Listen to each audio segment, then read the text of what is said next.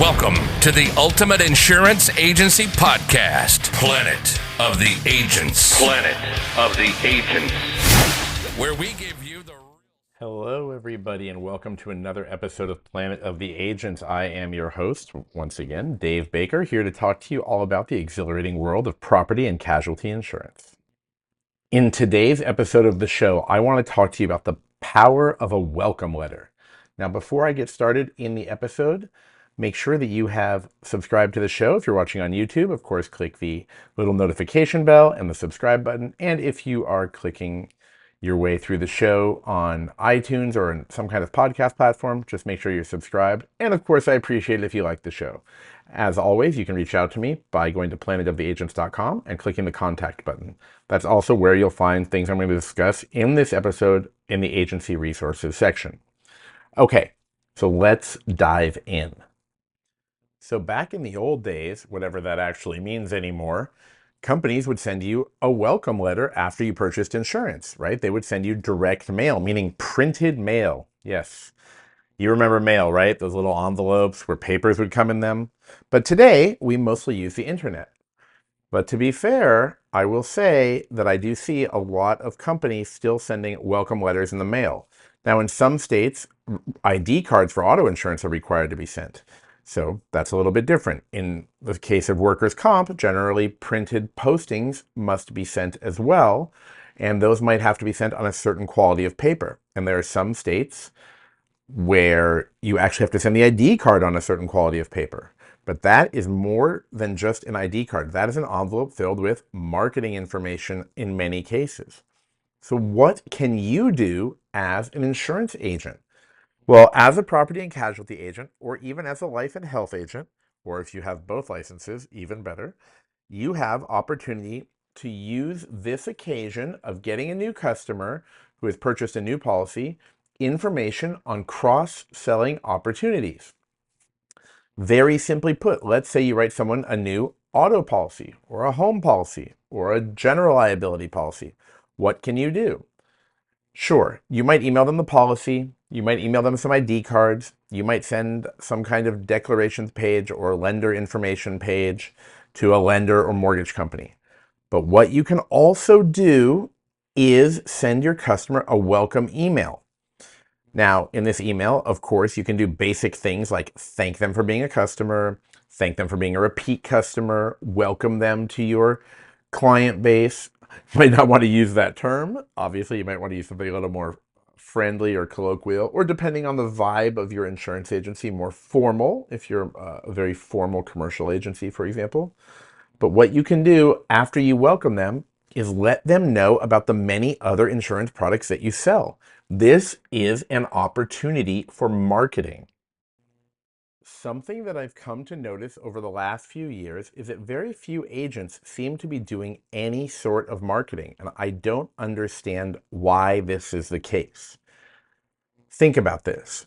If you actually did some marketing, you actually reached out to your current customers, not even new potential customers, but just reached out to your current customers, you could turn that into repeat business, you could turn that into cross-selling opportunities, or you could also turn that into referrals.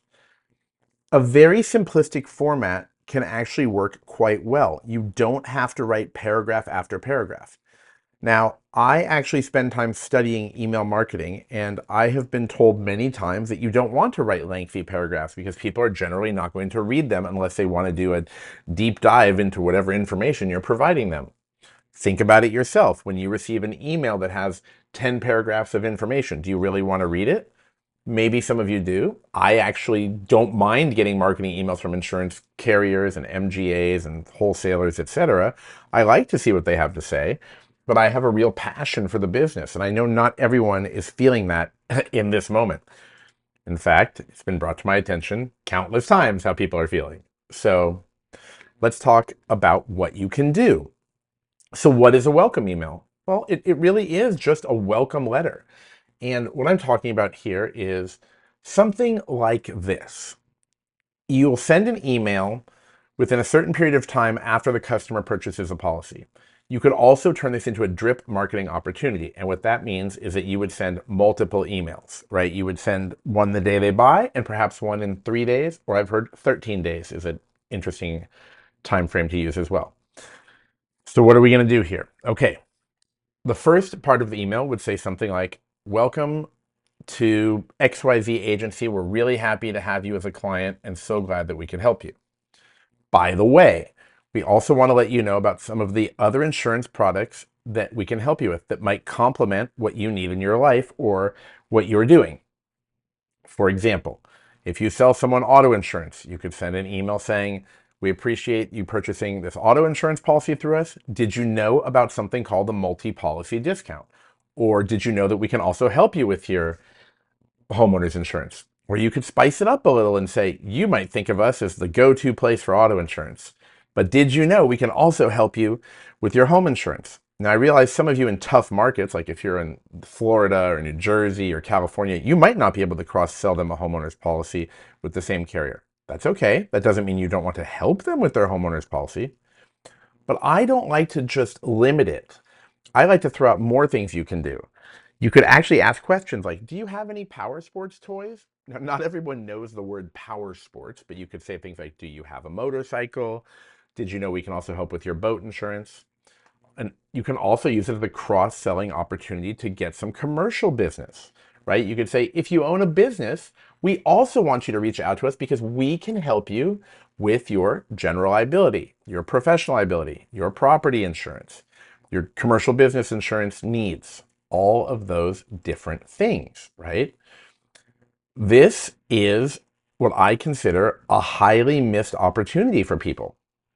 After someone purchases a policy, you could use it not only as a cross-selling opportunity for the same side, meaning like personal versus commercial lines, but you could additionally use it as an opportunity to get their commercial or personal business. For example, if you sell them a general liability policy or professional liability or inland marine or whatever you're selling out there, it's highly likely that the person has a home, a condo, or is a renter, right? So therefore, you can get their personal lines business. If you've already made them happy, well, even better, right? Then they'll want to go back to you again. That's how I see it. And I think that I've heard this expression many times, so I'm not taking any credit for it. People like to do business with people that they like. It makes sense. It makes a lot of sense to me. I hope it makes sense to you too. I've heard this many times. So if they were happy with their experience with you, when they received the welcome letter, I think it's likely that they'll open it. Now, if you're using some decent email software, as opposed to just sending an email with your regular email client, like you're using mailing list software, well, you can track the open rates too. That can be very, very helpful. Tracking the open rates means that when someone opens your email, it will be recorded. So let's say you send 1,000 emails and let's say 370 people open the emails. That's a 37% open rate. By the way, that's a pretty good open rate. If you can get that, I'll be very happy for you. Additionally, you can actually track if they click back to your site as well, right? So what that means is you can track both the open rate and the click-through rate. This, again, is so valuable, okay? So let's talk about this in more detail. The email software that I would prefer to use is going to be mailing list software, not just Outlook or Gmail or however you contact your customers. I don't mean writing them a one-off email. I mean they're joining a mailing list software. Now, there are rules about that. You can't just arbitrarily sign up a bunch of people. Make sure that you are paying attention to that type of stuff. Don't just sign up thousands of people who did not opt into a mailing list. You can actually use the time when you're selling them the policy to ask, do you want to sign up for our mailing list? Also, a welcome email, that's one single email. That's going to be different.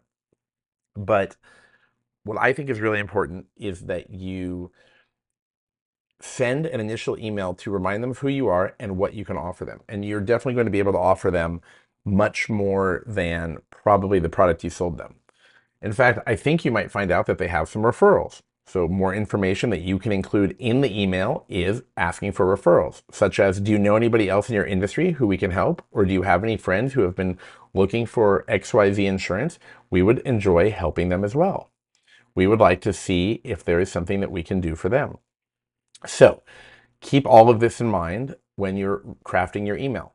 Now, I actually do have a simple email that you can use on my website in the agency resources section. This is a generic email. You can use it if you want to. Personally, I think you should customize it for your agency because this is a generic setup just to get the ball started.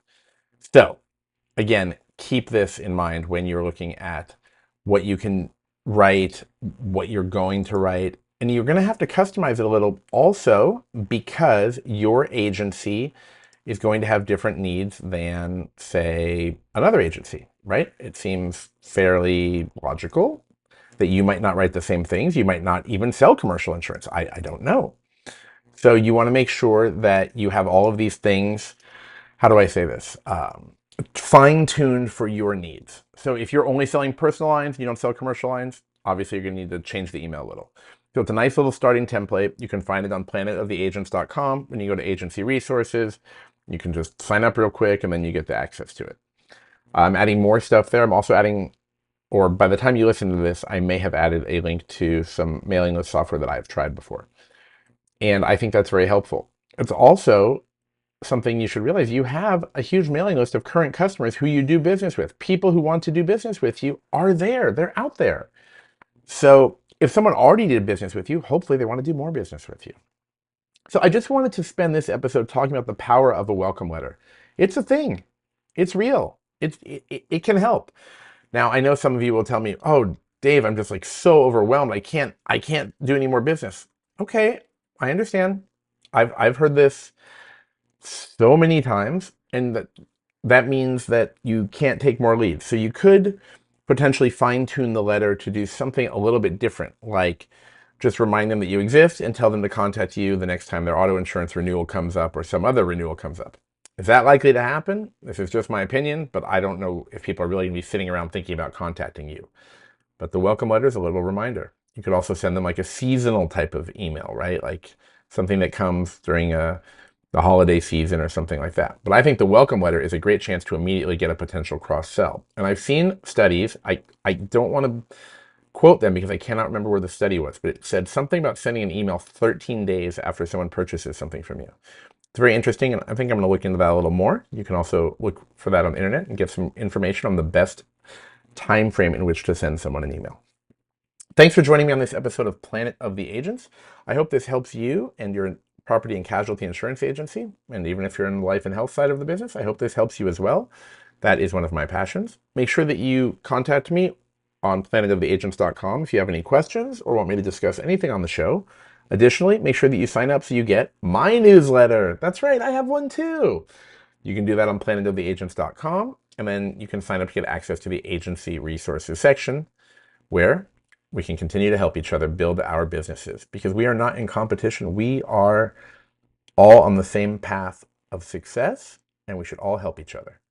Thank you, everybody. Please make sure to subscribe to the show and click that little like button, click the star, click the heart wherever you are listening so that you are notified about every new episode of Planet of the Agents, the ultimate show for insurance agencies.